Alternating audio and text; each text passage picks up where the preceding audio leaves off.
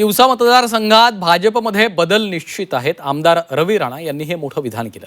आमदार राजेश वानखेडे यांच्या विरोधात राणा आक्रमक झालेत. आपण करतो ते भाकीत खरं ठरतं असं रवी राणा यांनी म्हटलेलं आहे. अमरावतीमध्ये राणा विरुद्ध वानखेडे वादाची शक्यता आहे. भाजपचे माजी जिल्हाध्यक्ष रविराज देशमुख यांच्या वाढदिवसाच्या कार्यक्रमात आमदार रवी राणा यांनी एक मोठं वक्तव्य केलेलं आहे. त्यामुळे अमरावतीच्या राजकारणात आता चर्चा सुरू झालेल्या आहेत.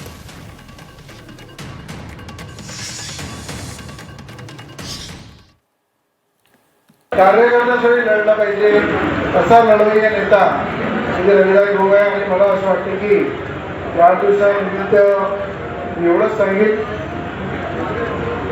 की मी जे भाग्य बोलतो ते नेहमी सत्य होत असते.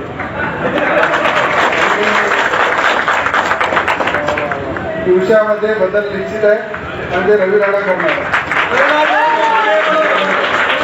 आणि त्या बदल्यामध्ये प्रामाणिक सच्चा भारतीय जनता पार्टीचा कार्यकर्ता जो विश्वासाने भारतीय जनता पार्टीसोबत शून्यापासून जुळलेला आहे, काम करत आलेला आहे. आणि मला माहीत आहे की तिवसा मतदारसंघाचे आमदार रविराज भाऊच होते त्यावेळेस त्यांची तिकीट कापण्याचं काम सुद्धा मी केलं.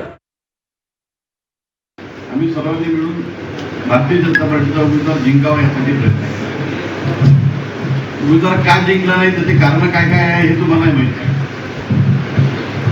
कारण काय जेव्हा एखादा विषय येतो का पडला तर त्यांनी पहिले स्वतःकडे बघितलं पाहिजे, नंतर दुसऱ्याला बोललं पाहिजे.